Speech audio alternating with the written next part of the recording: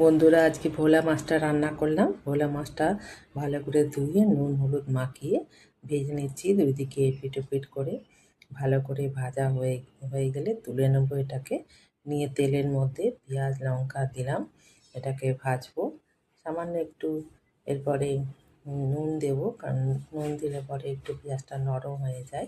তাই নুনটা দিয়ে আমি ভাজছি, ভালো করে ভেজে নিতে হবে।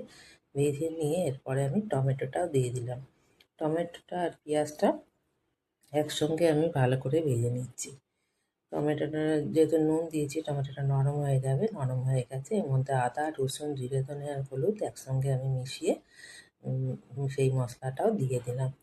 এবার এই মশলাটা ভালো করে কষে নেব। পেঁয়াজ আর টমেটোর সঙ্গে মিশিয়ে ভালো করে কষে নিয়ে নিচ্ছি, এবং তার মধ্যে ধনে পাতাটাও দিয়ে দিলাম।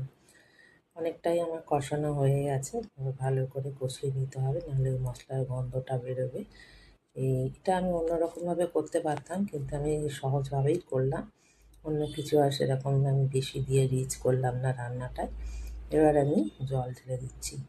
যেহেতু আমি এটা একটু কষা কষাই করবো, তাই অল্পই জল দিলাম।